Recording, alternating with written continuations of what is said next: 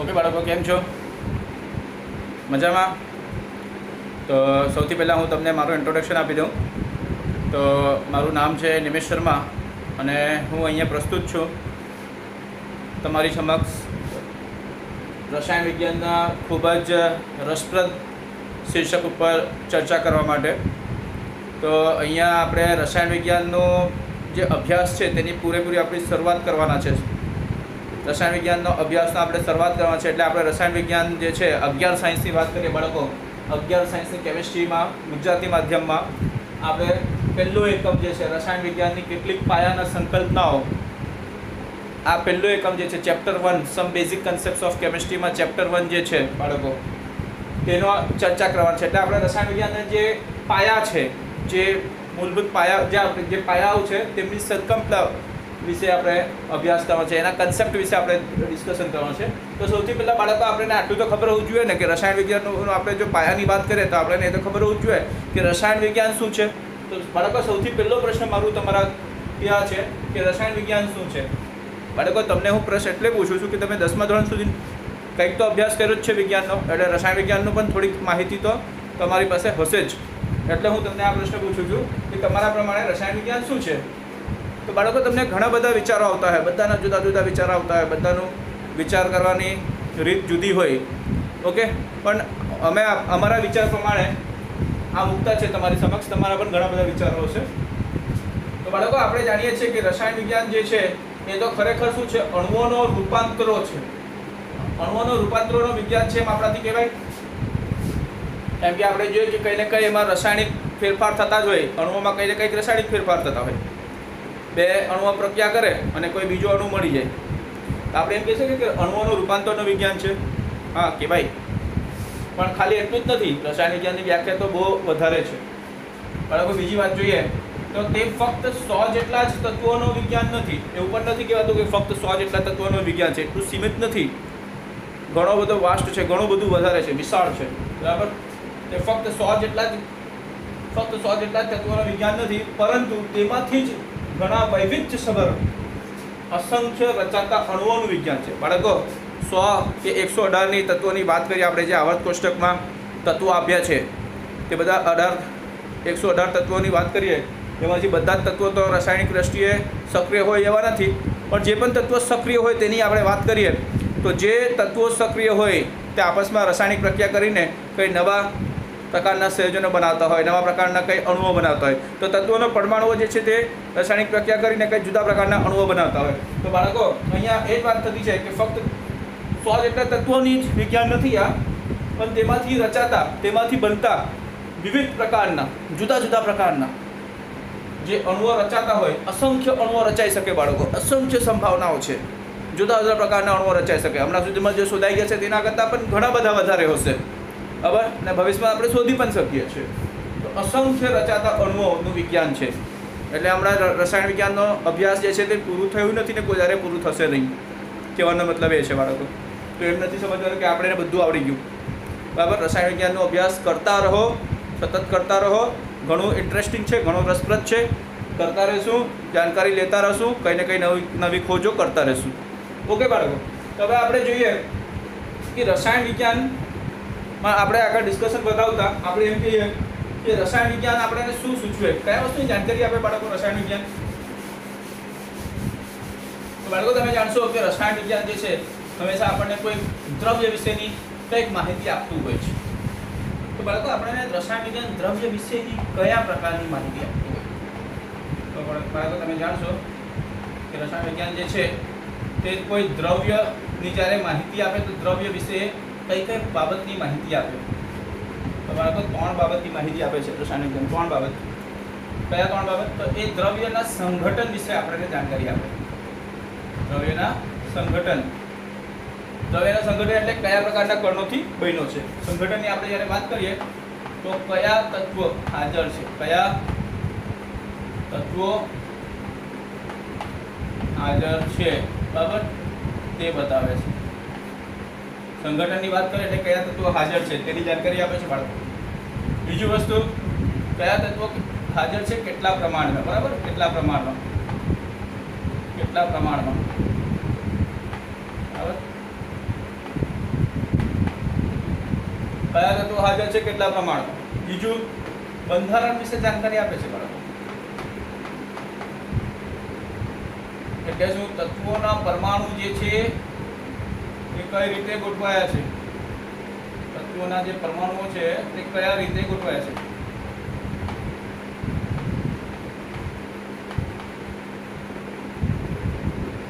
કે અણુ, તત્વોના પરમાણુ કે અણુ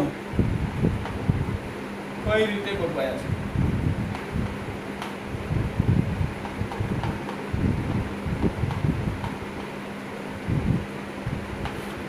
બાળકો આની પણ જાણકારી આપે છે, આની માહિતી આપે છે આપણને. ત્રીજી માહિતી શું આપે તો ગુણધર્મ વિશે, દ્રવ્યનો ગુણધર્મ કેવો છે, ગુણધર્મો. બરાબર, ગુણધર્મો. તો બાળકો આ જે ગુણધર્મો છે એની આપણે વાત કરીએ બાળકો, તો આ ગુણધર્મો પાસે બે પ્રકારના આવે. એક ભૌતિક ગુણધર્મ આવે ને બીજું આવે રાસાયણિક ગુણધર્મ. તો બાળકો ગુણધર્મ પાસે બે પ્રકારના આવે, એક ભૌતિક ગુણધર્મ આવે ને બીજો રાસાયણિક ગુણધર્મ આવે છે. હવે બાળકો રસાયણ વિજ્ઞાન આપણને કોઈ પણ દ્રવ્ય વિશે આટલી માહિતી આપી જ દે છે. હવે બાળકો હું તમારી પાસે બે જુદા જુદા પદાર્થ લાવું છું. હવે આ જોઈ લો, આ શું છે બાળકો, આ ચોક છે, આ શું છે, આ સ્કેલ છે. આ સ્કેલ એટલે કોનું છે, હા જોઈ શકાય, ક્લિયરલી જોઈ શકાય. આ કોનું છે, આ છે ધાતુનો. કયા ધાતુનો? લોખંડ છે બાળકો, લોખંડ છે. આની સામે હું લોહી ચુંબક લાવીશ ને તો લોહી ચુંબક આને ચોંટી જશે. બરાબર છે, મારી પાસે હતું હમણાં મળતું નથી તો આવી ગયું છે. ચાલો ભાઈ વાંધો નહીં, તમને દેખાતું જ છે આ લોખંડની પટ્ટી છે. બરાબર, આ ચોક છે. તો બાળકો આ બંને આપણે જુદા દેખાતા છે, જુદા વ્યવહાર પણ બતાવશે. બરાબર છે, પણ જુદા વ્યવહાર બતાવે એના પછાડી કારણ શું? તો કારણ શું છે બાળકો? તો આ જે પદાર્થ તમને દેખાતા છે, આ જે પદાર્થ જે પણ દ્રવ્યના છે તે દ્રવ્યના જે કણો છે, એટલે કે એના જે પરમાણુઓ હોય કે અણુઓ હોય જે હોય તે, હવે જે કણો હોય તે કંઈ જુદા તત્વના હોય. તો આની અંદર લોખંડના જ પરમાણુ છે ને આની અંદર કોઈ બીજા તત્વોના પરમાણુ છે, જેવા કે કેલ્શિયમ થઈ ગયા, કાર્બોનેટ, કેલ્શિયમ, કાર્બન, ઓક્સિજન, એવા બધા. કેલ્શિયમ કાર્બોનેટનું છે તો આની અંદર ફક્ત લોખંડ છે અને આની અંદર કેલ્શિયમ કાર્બોનેટ છે. બરાબર, તો આ બંને અંદર જુદા જુદા તત્વોના પરમાણુ આવ્યા એટલે સંગઠનની જાણકારી આપી દઈ. આમાં લોખંડ કયા તત્વો હાજર, તો લોખંડ હાજર ને આમાં કેલ્શિયમ હાજર, કાર્બન હાજર, ઓક્સિજન હાજર. ચોકમાં કેટલા પ્રમાણમાં હાજર તેની પણ જાણકારી આપે. બરાબર છે. પછી બંધારણની વાત કરીએ તો તત્વોના પરમાણુ અણુ કઈ રીતે ગોઠવાયા છે તેની જાણકારી આપે. તો બાળકો હવે એની વાત કરીએ, ધારો કે હવે બંધારણની વાત કરીએ તો એમાં એ તત્વોના પરમાણુની ગોઠવણી જુદી જુદી હોઈ શકે. હવે ગુણધર્મની વાત કરીએ તો ભૌતિક ગુણધર્મ અને રાસાયણિક ગુણધર્મ જુદા હોઈ શકે. તો બાળકો ઉદાહરણ બતાવીએ. ઘણી વખત શું થાય કે સંગઠન જુદો હોય એટલે પદાર્થ જુદો પડે. તો અહીંયા સંગઠન તો જુદો દેખાય તો દીધો મેં તમને. આ ચોક અને સ્કેલ, આ બંનેમાં સંગઠન જુદા એટલે બંને પદાર્થ જુદા. ક્લિયર થઈ ગયો. હવે ઘણી વખત બાળકો શું થાય કે સંગઠન સરખો હોય પણ એ સંગઠન સરખા હોવા છતાં દ્રવ્ય જુદા પડે, પદાર્થ જુદા પડે. તો કઈ રીતે બાળકો? એમાં બંધારણ જુદો પડી જાય. સંગઠન સરખો પણ બંધારણ જુદો, તો કઈ રીતે સરખા જુદા પડે? તો બાળકો ઉદાહરણ છે ને, અહીંયા તમને બતાવું. H2O સોલિડ, H2O લિક્વિડ અને H2O ગેસ, વાયુ. હવે બાળકો આમાં જોઈ લો, આ ત્રણે ત્રણમાં સંગઠન સરખો છે. યસ, સરખો છે. ત્રણે ત્રણમાં શું છે? H2O જ છે. બે હાઇડ્રોજન ને એક ઓક્સિજન, એટલે સંગઠન તો સરખો થયો જ. સૂત્ર સરખો છે પણ બીજું શું ફેરફાર શું છે બાળકો? તો ભૌતિક સ્થિતિ કે ભૌતિક અવસ્થા તે જુદી છે બાળકો. આ શું છે? H2O સોલિડ એટલે શું કહેવાય? આ બરફ છે બાળકો. H2O લિક્વિડ એટલે આ શું છે? પાણી છે. અને આ શું છે? આ છે વરાળ. તો બાળકો તમે આ વસ્તુ જો, ભાસ્પ છે, પાણીનો વરાળ છે. તો બાળકો આ વસ્તુ તમે જો કે આ ત્રણે ત્રણ જે છે તે ત્રણે ત્રણમાં સંગઠન સરખા હોવા છતાં ત્રણે ત્રણ જુદા દ્રવ્યો છે. જુદા દ્રવ્યો એટલે કે એમના બંધારણ જુદા છે, પદાર્થ જુદા થઈ ગયા, એમના ગુણધર્મ જુદા થઈ ગયા. જે કામ બરફ કરશે તે કામ પાણી નહીં કરે, જે કામ પાણી કરે તે કામ વરાળ નહીં કરે. એટલે આમ કહી શકીએ આપણે કે ભૌતિક ગુણધર્મ જુદા છે. ભૌતિક ગુણધર્મ તો જુદા જ છે એટલે ભૌતિક અવસ્થા જુદી છે એની. बराबर। रासायणिक गुणधर्म पण जुदा પડે બાળકો। જે કામ બરફ કરશે તે કામ શું પાણી કરશે? ના। જે કામ પાણી કરે તે વરાળ કરે? ના, નહીં કરે। તો બંધારણ જુદા હોય તો એ કામ જુદા થઈ જાય, ગુણધર્મ જુદા દેખાવે, વ્યવહાર જુદા બતાવે। એટલે દ્રવ્ય સંગઠન જુદો જુદા પડે જ, બંધારણ જુદા હોય તો એ વ્યવહાર જુદા બતાવે છે, બરાબર છે। હવે બાળકો અહીંયા આપણે દ્રવ્યમાં સંગઠનની વાત જ્યારે કરીએ, બંધારણની વાત કરીએ તો ખરેખર આપણે અભ્યાસ કોનો કરીને બતાવીએ, કોના આધાર પર આપણે આ વસ્તુ કહેતા છે? તો ખરેખર આપણે આ તત્વોની જ્યારે આપણે જાણકારી લઈએ તો આપણે તત્વોમાં શું જોતા હોઈએ, કોના વિશેની જાણકારી લઈએ? તો બાળકો આપણે એ જોવાનું કે દ્રવ્ય બન્યા કઈ રીતે છે, તો દ્રવ્ય કઈ રીતે બન્યા છે? તો કંઈક આ રીતે કણોની ગોઠવણી આપણે કહીએ તો કણો શું છે બાળકો? તો આ જે કણો છે તે ખરેખર કાં તો પરમાણુ હોય, પરમાણુ કે અણુ હોય।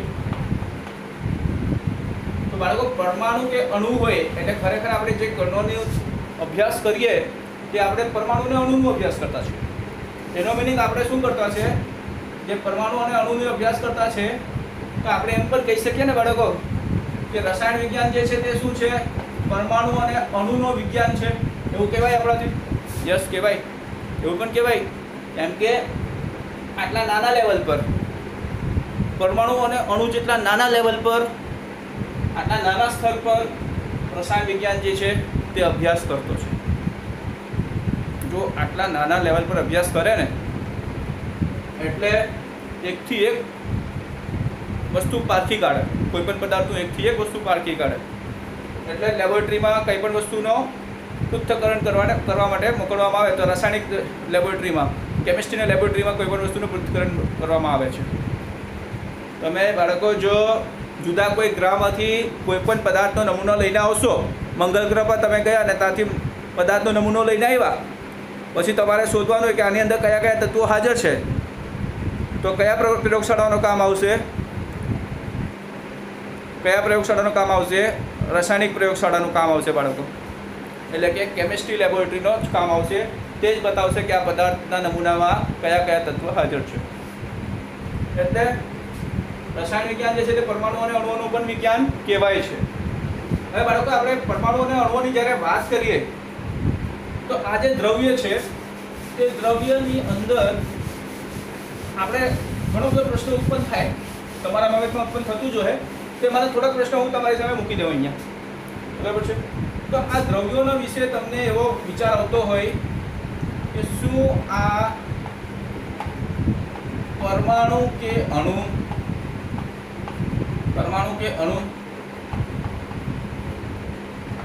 જોઈ શકાય? પ્રશ્ન ચિહ્ન। વજન કરી શકાય? પ્રશ્ન ચિહ્ન।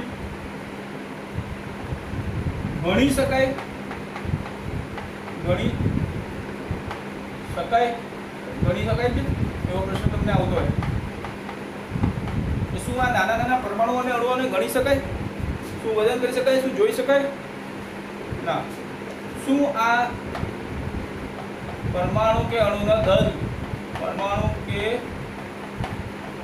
દળ ને માપી શકાય?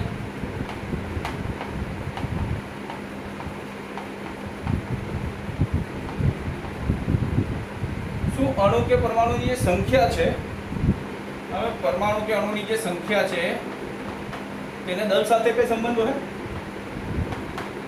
ની અને અણુઓની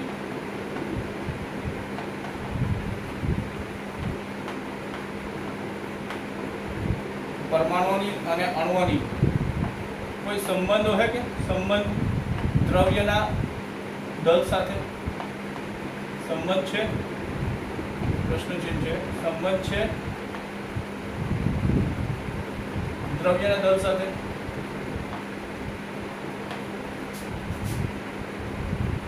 દ્રવ્યનો જથ્થાનો દળ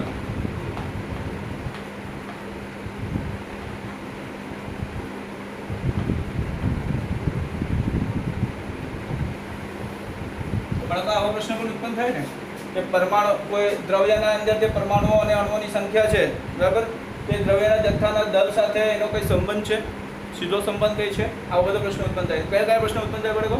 શું આ પરમાણુ કે અણુને જોઈ શકાય? શું વજન કરી શકાય એમને? શું ગણી શકાય? શું પરમાણુ કે અણુના જે દળ છે તેને માપી શકાતું છે? પરમાણુઓ અને અણુઓનો સંખ્યાને શું દ્રવ્યના જથ્થાનો દળ સાથે સરખામણી કરી શકાય છે? કોઈ સંબંધ છે કે નહીં?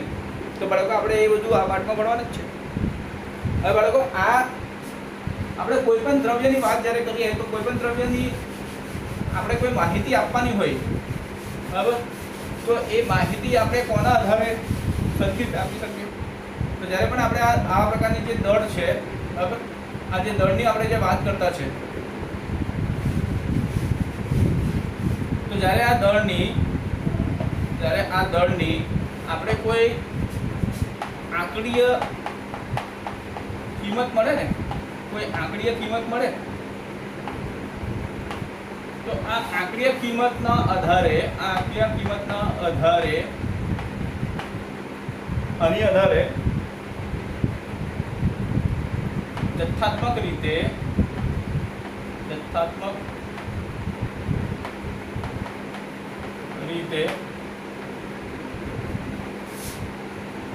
અનુકૂળ એકમો દ્વારા દ્રવ્યને મળવી શકાય છે. અનુકૂળ એકમો દ્વારા દ્રવ્યને મળવી શકાય.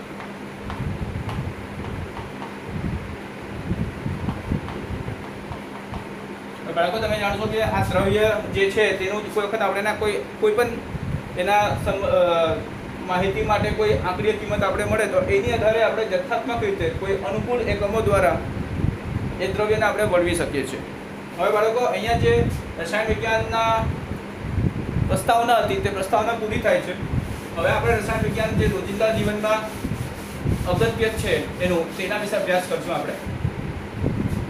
તો નેક્સ્ટ ટોપિક છે રસાયણ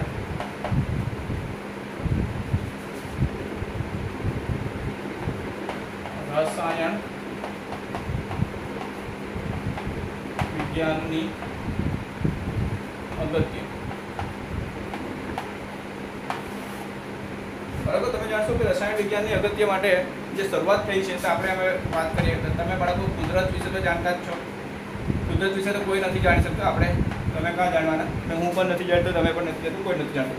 તો બાળકો કુદરત વિશે આપણે કંઈ જાણતા નથી તો આપણે કહી શકીએ કે ઘણો ખૂબ જ જટિલ છે. એવું કહેવાય આપણાથી ખૂબ જ જટિલ છે. બરાબર, તો કુદરત ખૂબ જ જટિલ છે. હવે આ જટિલતાને દૂર કરવા માટે આ કુદરતનો અભ્યાસ જે છે તે શું છે? વિજ્ઞાન છે. કુદરતનો અભ્યાસ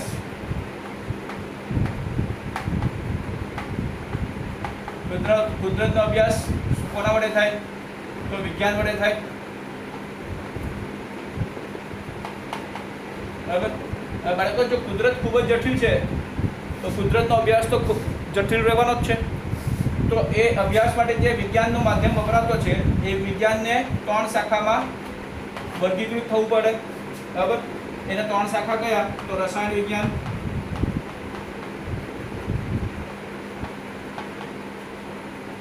બાળકો આ જે વર્ગીકરણ છે તે ઉપર જ બતાવી દઉં, થોડુંક ઉપરથી બતાવી દઉં.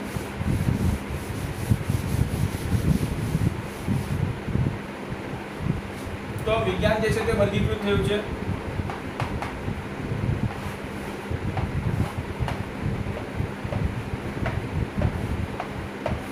આ પ્રકારના અલગ અલગ શાખામાં. પહેલું છે રસાયણ વિજ્ઞાન, બીજું છે ભૌતિક વિજ્ઞાન,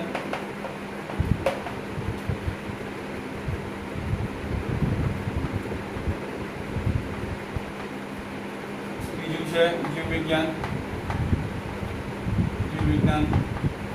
ચોથું છે ભૂસ્તર વિજ્ઞાન.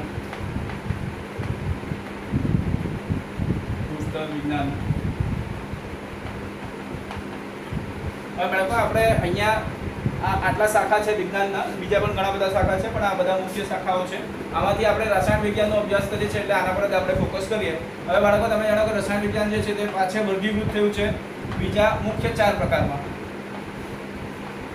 तो बीजा मुख्य 4 प्रकार क्या? तो कार्बनिक रसायण, अकार्बनिक रसायण,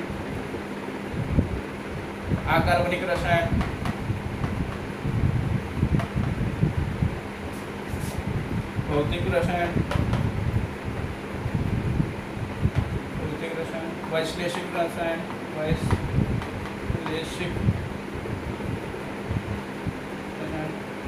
બધા પ્રકારના રસાયણ વિજ્ઞાન છે, બરાબર છે.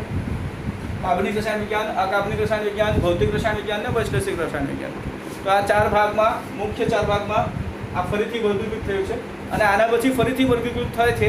તેનાથી રસાયણ વિજ્ઞાનના કોઈ જુદા જુદા બીજા શાખાઓ આવે છે, જેવા કે પેટ્રોકેમિકલ થયા, ઔદ્યોગિક રસાયણ થયા, આ પ્રકારના વગેરે વગેરે જુદા જુદા રસાયણ વિજ્ઞાનના બીજા શાખાઓ આવે છે. હવે બાળકો, આ બધા જે છે રસાયણ વિજ્ઞાનના મુખ્ય શાખાઓ છે. હવે આપણે જોશું કે વિજ્ઞાનની અંદર વિજ્ઞાન જે આટલું વિશાળ છે, કુદરત પોતે વિશાળ છે, તો વિજ્ઞાનને વિશાળ થવો જ પડે. તો આટલો વિશાળ જે વિજ્ઞાન છે તેમાં રસાયણ વિજ્ઞાનનો ભાગ શું છે, એનું મહત્વ શું છે? તો બાળકો, આટલું મોટું જો તમે વિજ્ઞાનની વિશાળતા જો, વિજ્ઞાનની વિશાળતા, આટલી મોટી જો વિજ્ઞાનની વિશાળતા હોય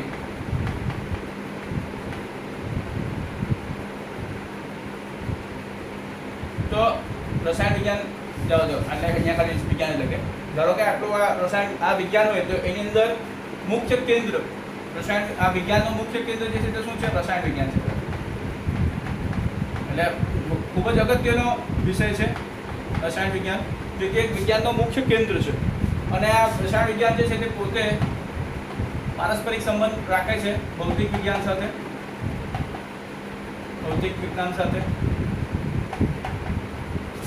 જીવ વિજ્ઞાન સાથે પારસ્પરિક સંબંધ છે.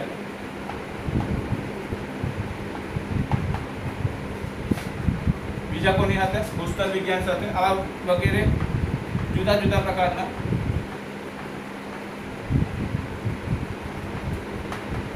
આ રીતે જુદા જુદા પ્રકારના જે વિજ્ઞાનની શાખાઓ છે તેમની સાથે એ સીધો પારસ્પરિક સંબંધ રાખે છે. એનો મતલબ એવો થાય કે આ રસાયણ વિજ્ઞાન આ બધા વિજ્ઞાનના અભ્યાસ માટે પણ ખૂબ સહાયરૂપક છે, અને આ બધા વિજ્ઞાનના શાખાઓ જે આ બધા છે તે પણ રસાયણ વિજ્ઞાનના અભ્યાસ માટે ખૂબ સહાયપૂર્વક છે. તો આ બધા જે શાખાઓ છે વિજ્ઞાનના તે એકબીજાને ખૂબ સહાયરૂપી છે.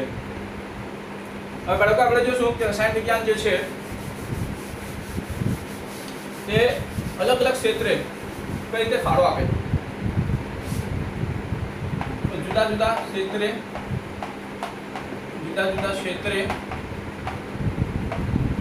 રસાયણ વિજ્ઞાનનો ફાળો.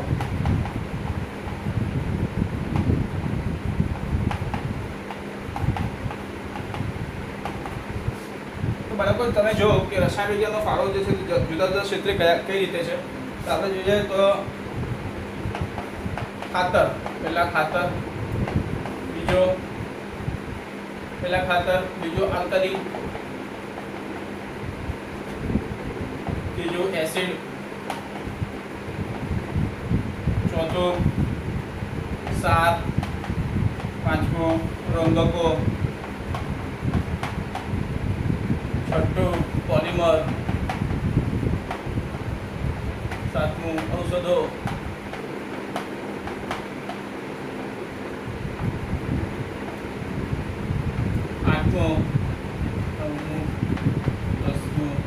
આઠમું સાબુ, નવમું પ્રક્ષાલકો, 10મું ધાતુ અને મિશ્ર ધાતુ.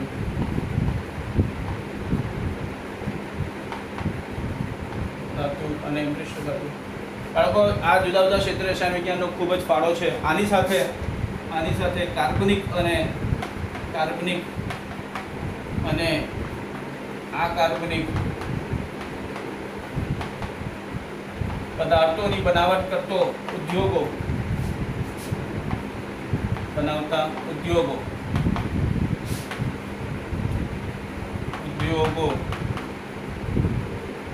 આ બધા રાષ્ટ્રીય અર્થ વ્યવસ્થા બહુ મોટો ફાળો આપે છે. બરાબર. તો આ બધા ક્ષેત્રે રસાયણ વિજ્ઞાનનો ખૂબ જ મોટો ફાળો છે. આની સાથે કાર્બનિક અને અકાર્બનિક પદાર્થો બનાવતા ઉદ્યોગો છે, જે કે રાષ્ટ્રીય અર્થવ્યવસ્થામાં બહુ મોટો ફાળો આપે છે. બાળકો આની જ સાથે આપણે જોઈએ તો રસાયણ વિજ્ઞાન આના ઉપરાંત બીજા કયા ક્ષેત્રોમાં વધારે ઉપયોગી થયો છે અને મદદરૂપી બન્યું છે? તો બાળકો તમે જોશો તો આ ઉપરાંત તે પહેલા ખોરાકમાં, બીજું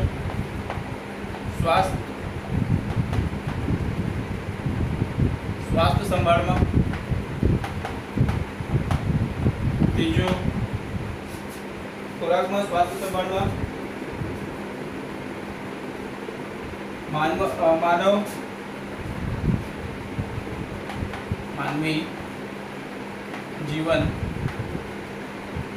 માનવી જીવન વધારતા, માનવી જીવનની ગુણવત્તા વધારતા, માનવી જીવનની ગુણવત્તા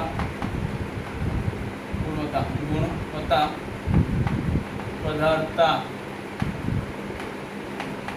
માનવી જીવનના ગુણવત્તા વધારતા પદાર્થો આપવામાં.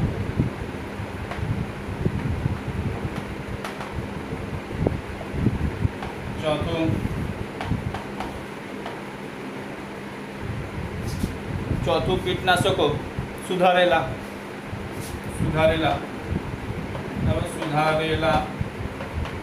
કીટનાશકો, સુધારેલા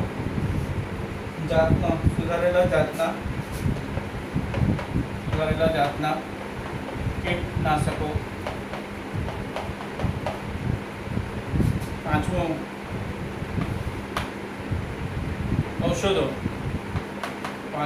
ઔષધો.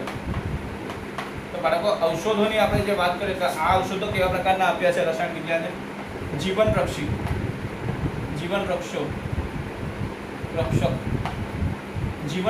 ઔષધો. જીવન રક્ષક ઔષધો આપ્યા છે આપણને રસાયણ વિજ્ઞાને. તો જીવન રક્ષક ઔષધોનું થોડુંક ઉદાહરણ આપી દઉં તમને બરાબર. જીવન રક્ષક ઔષધો જે છે તેમનું ઉદાહરણ કેવા?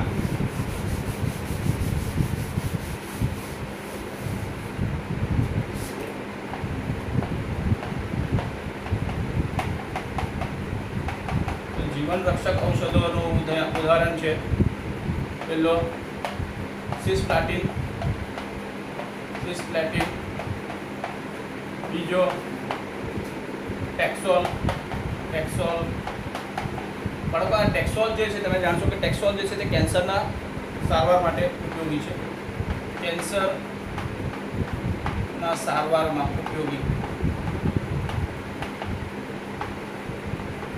છે. બીજું એજેટી બાળકો. એજેટી જે છે તે શું છે? આ એજેટી જે છે શું છે?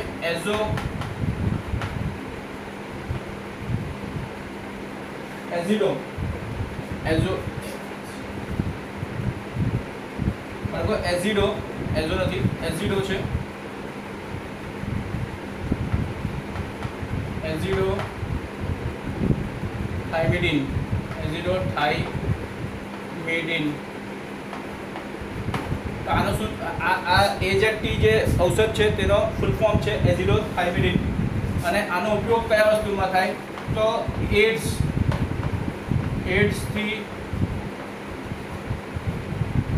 એડ્સનો ભોગ બનેલા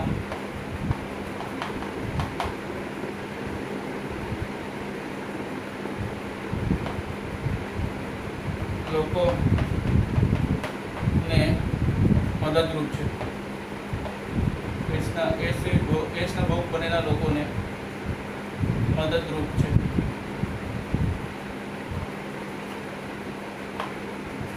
હવે બાળકો આપણે જોશું કે રસાયણ વિજ્ઞાન જે છે તે રસાયણ વિજ્ઞાનના મદદથી કયા પ્રકારના પદાર્થો શક્ય બન્યા છે, કયા પદાર્થોની બનાવટ શક્ય બની છે, કયા ગુણધર્મોવાળા પદાર્થો બનાવી શકાયા છે. તો તમે જાણશો બાળકો આ જે રસાયણ વિજ્ઞાન છે આની મદદથી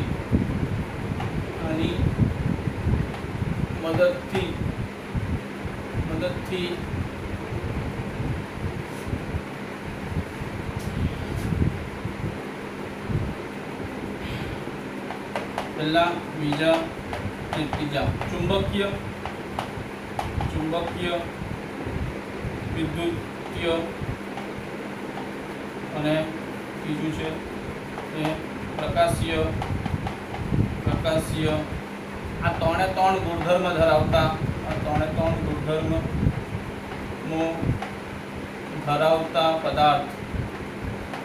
પદાર્થ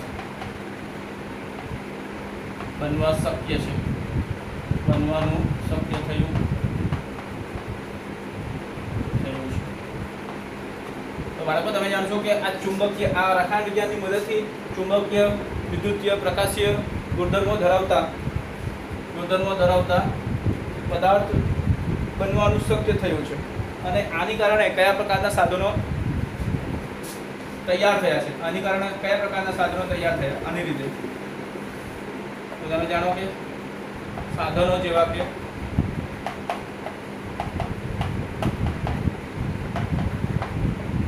હવે આપણે સાધનોની વાત કરીએ તો કયા પ્રકારની સાધનો અહીંયા શક્ય બન્યા છે?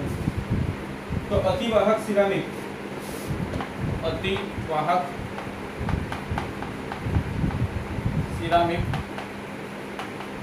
બીજું અતિવાહક સિરામિક વાહકતા ધરાવતા પોલિમર ઓપ્ટિકલ ફાઇબર બરાબર વાહકતા ધરાવતા પોલિમર પછી ઓપ્ટિકલ ફાઇબર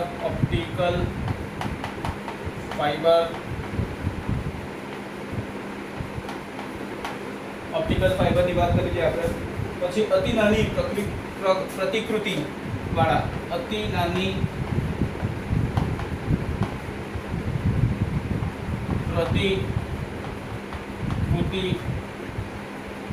વાળા ઘન અવસ્થા પદાર્થ શક્ય બન્યા છે. આ પ્રકારના સાધનો જેવા શક્ય બન્યા છે. અતિવાહક સિરામિક થઈ ગયા, વાહકતા ધરાવતા પોલિમર થયા, ઓપ્ટિકલ ફાઇબર થયા, અતિ નાની પ્રકૃતિવાળા ઘન અવસ્થા પદાર્થ બનાવવા શક્ય થઈ ગયા છે. આવા સાધનો હાજર છે આજે આપણી સમક્ષ રસાયણ વિજ્ઞાનની લીધે. હવે બાળકો આપણે જોશું કે રસાયણ વિજ્ઞાનની જે ફાળો છે તે પર્યાવરણની સુરક્ષામાં કઈ રીતે છે? તો ઘણા બધા પર્યાવરણના સુરક્ષામાં રસાયણ વિજ્ઞાન સફળ થયો છે. હવે રસાયણ વિજ્ઞાન સફળ છે પર્યાવરણ સુરક્ષા કરવામાં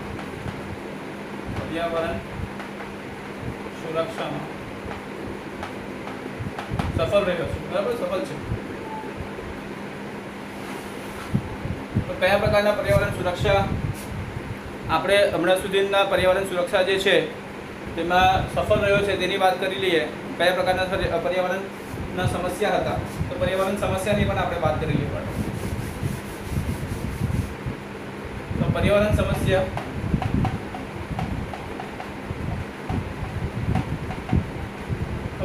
સમસ્યામાં આપણે તમે જાણો છો બાળકો CFC વિશે તમે સાંભળેલું જ હશે. આને શું કહેવાય? ક્લોરોફ્લોરોકાર્બન.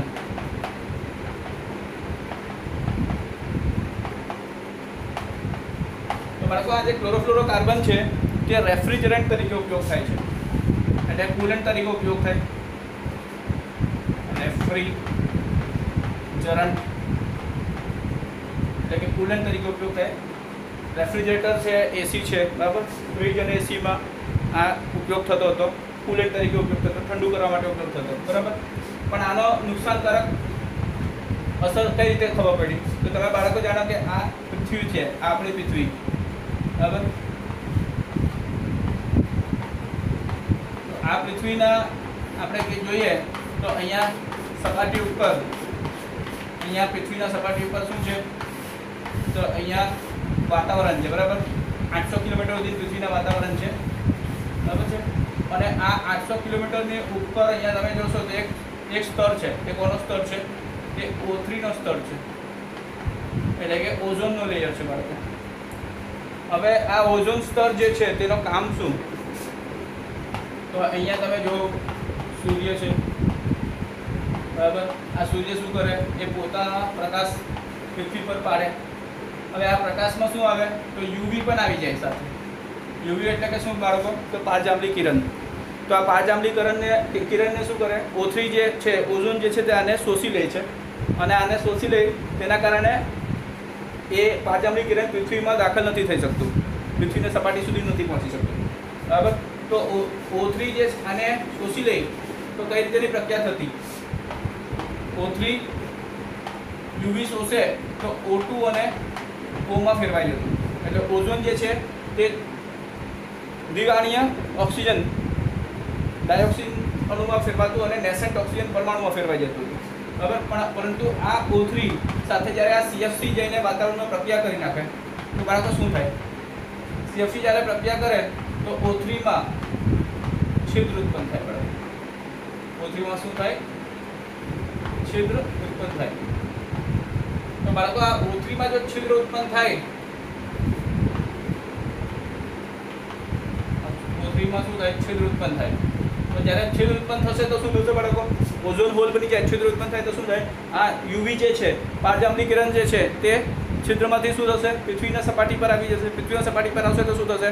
આપણે આ યુવી જે કિરણ છે, પારજાંબલી કિરણ છે, તેના રેડિયેશનથી જુદા જુદા પ્રકારના આપણે રોગો થઈ જાય. તો એ રોગોથી બચાવવા માટે રસાયણ વિજ્ઞાને શું કર્યું? આ CFC જે છે તેને જ કાઢી નાખ્યો, બરાબર છે. આ રસાયણ વિજ્ઞાને શું કર્યો? આ CFC ને કાઢી નાખ્યો, બરાબર. આને કાઢ્યો અને આની જગ્યા પર આપણે શું આપ્યું? એને એક વિસ્થાપિત રેફ્રિજરન્ટ આપ્યો. વિસ્થાપિત રેફ્રિજરન્ટ કયો આપ્યો? તો HFC આપ્યો, બરાબર. HFC આપ્યો. આ વિસ્થાપિત જે રેફ્રિજરન્ટ આપ્યું એને, તે વિસ્થાપિત રેફ્રિજરન્ટ હવે ઓઝોનનો જે સ્તર છે તેમાં છિદ્ર નથી પાડતો અને ઓઝોનના સ્તરને જાળવી રાખ્યું છે. જેના કારણે આપણે એને યુવીના જે કિરણ છે, યુવીના જે નુકસાનકારક કિરણ છે તેનાથી આપણે એને રક્ષા આપે છે. તો પર્યાવરણને રક્ષા કરે છે બાળકો. આ રીતે પર્યાવરણમાં બીજા સમસ્યાઓ છે. તમે ગ્રીનહાઉસ અસર વિશે જાણતા જ હશો. ગ્રીનહાઉસ વાયુઓ શું કરે?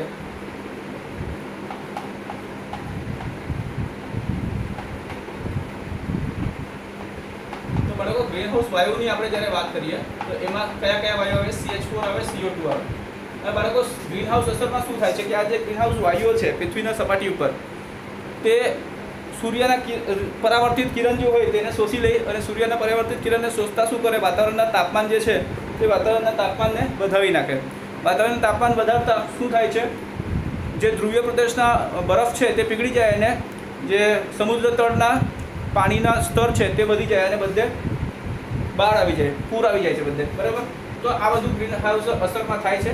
એટલે આ પ્રકારના જે ગ્રીનહાઉસ વાયુઓ છે તે નુકસાનકારક છે. તો આની જે વાતાવરણમાં આની જે પ્રમાણ છે તે આપણે વ્યવસ્થાપન કરવાનું છે, બરાબર. આ વાયુનું પ્રમાણ નું વ્યવસ્થાપન કરવાનું છે. વ્યવસ્થાપન કરવું છે. તો આ બધું કાર્ય બાકી છે. હમણાં વ્યવસ્થાપન કરવાનું છે. બીજું આપણે કયો કાર્ય બાકી છે? તો જૈવ રાસાયણિક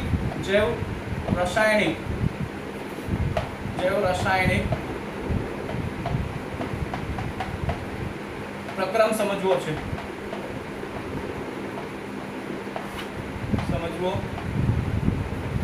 જૈવ રાસાયણિક પ્રક્રમ સમજવું છે, બરાબર. આ બધું બાળકો શું છે? ચેલેન્જની વાત છે, બરાબર.